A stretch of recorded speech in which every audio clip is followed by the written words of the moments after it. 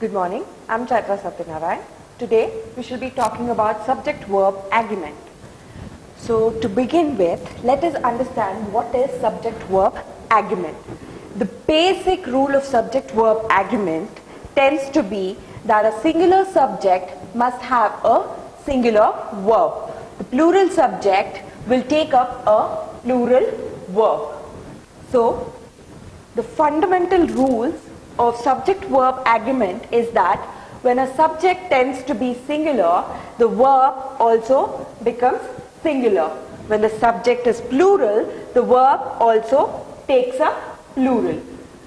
Now let us understand this with an example. The dog is playing with his ball. So what tends to be the subject is the dog, which is singular in nature, and is playing becomes the verb, which is a singular verb. Now, if we change the same sentence to plural, we get the dogs are playing with their ball.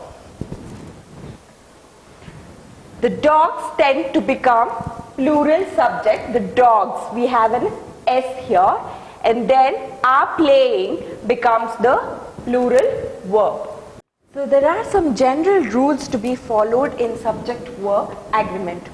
So the rule number 1 says when two subjects are joined by an and, the verb tends to become plural. So let us understand this with an example. My friend and his mother are in town. So here my friend and his mother becomes the two subjects.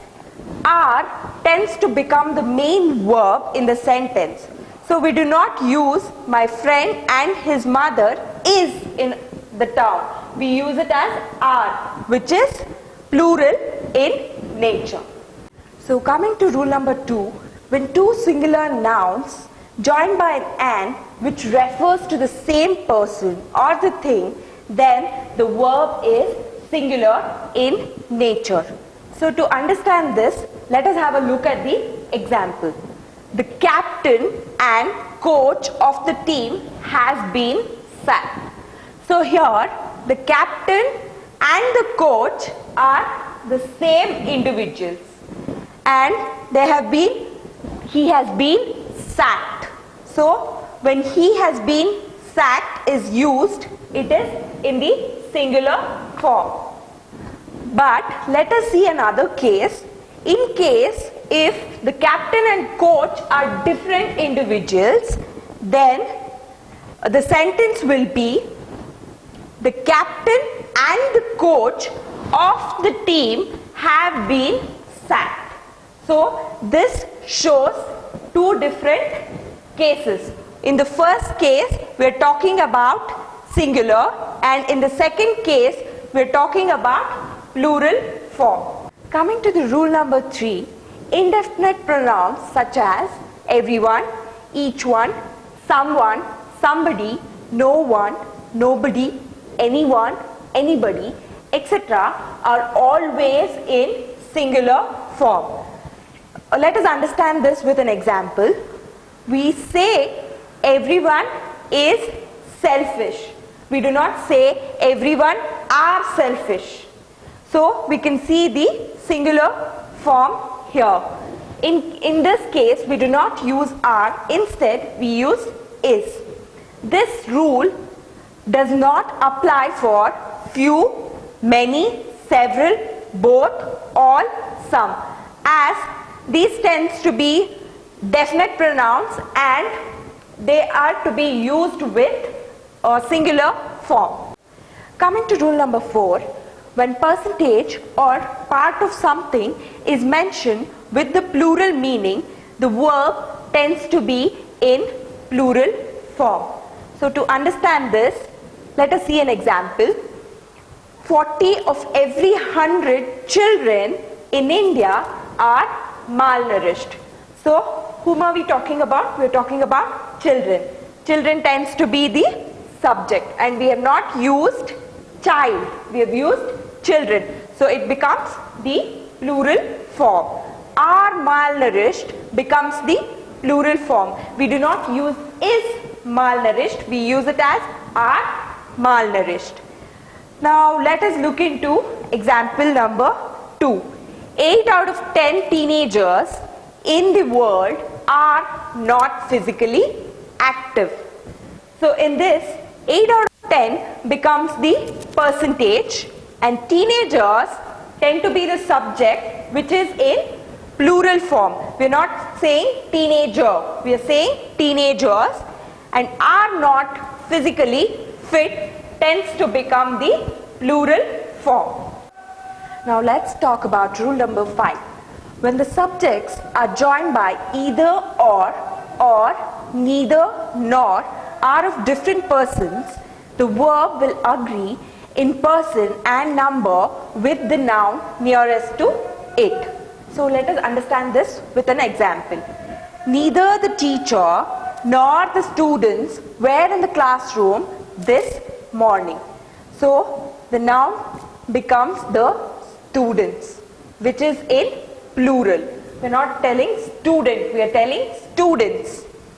So the verb also becomes were in the classroom, which is also a plural form. Now we'll have an example with either or. Either the father or the mother has to attend the meeting.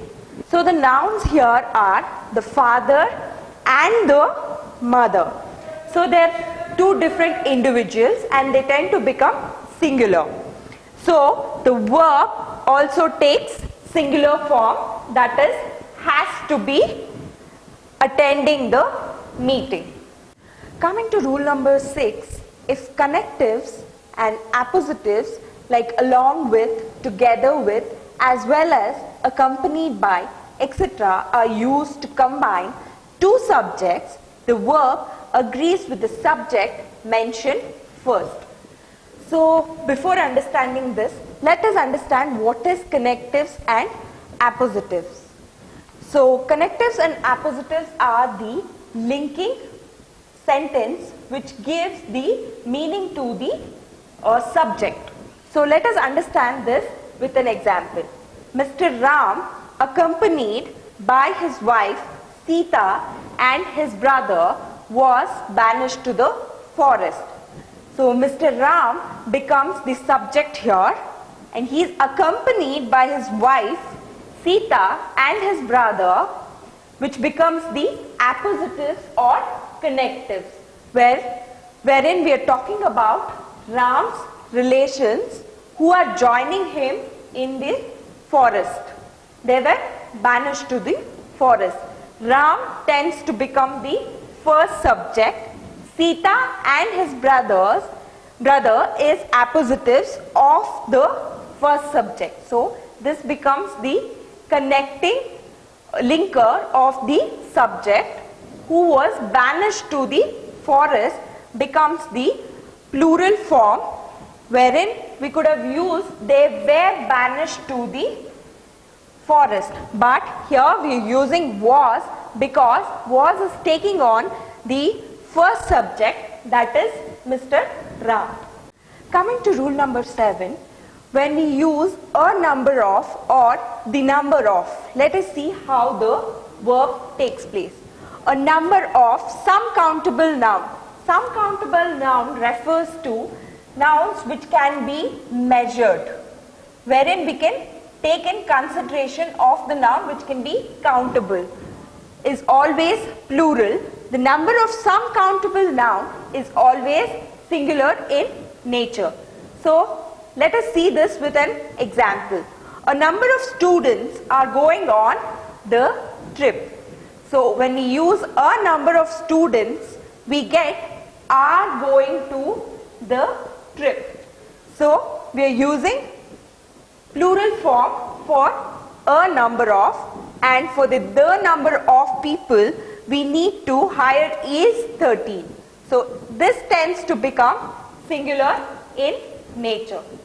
Coming to rule number 8, the singular verb form is usually used for units of measurement, time and money.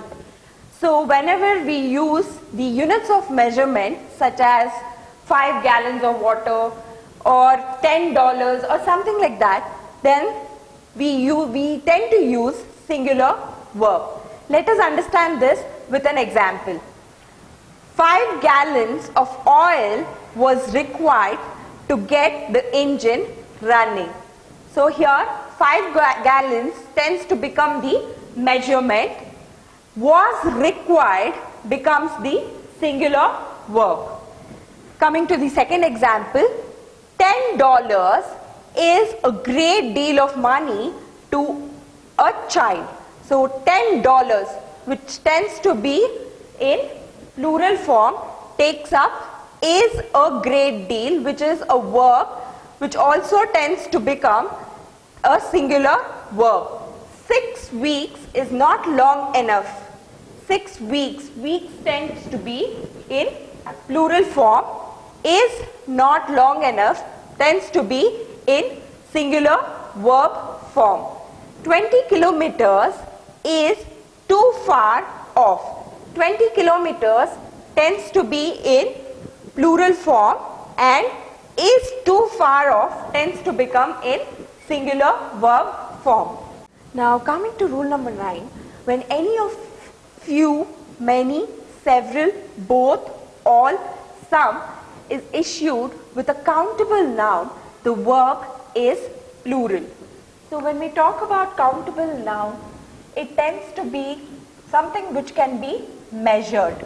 So whenever we have a countable noun, the verb takes a plural form. Let us understand this with an example.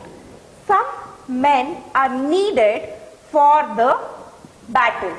So some men, we do not actually know how many men are required for the battle, but there is some concrete knowledge about it, that is we have some. Some becomes the countable noun.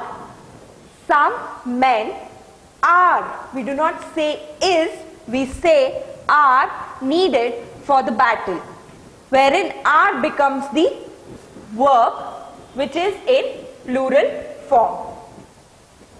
Let us talk about rule number 10. Rule number 9 and rule number 10 are interlinked.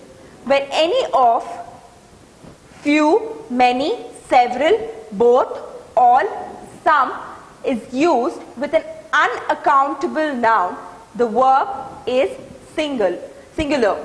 So to understand, uncountable noun are something which is abstract in nature and we do not get to know the exact or concrete amount of whatever it is we are talking about. So let us understand this with an example. Some milk is spoiled. So we do not know whether it is 2 liters or 3 liters or 4 liters. So we are just mentioning it as some milk is spoiled. And here we are using is spoiled. We are not using some milk are spoiled. Are can only be used in countable noun that takes up plural verb, and in uncountable noun we tend to take up singular verb. Finally, to conclude, subject-verb agreement is essential to make sure that a sentence is grammatically correct. Thus, the above 10 basic rules can help you to master the subject-verb agreement. So, one of the major functions of subject-verb agreement is to know that whether the sentence is grammatically correct or not.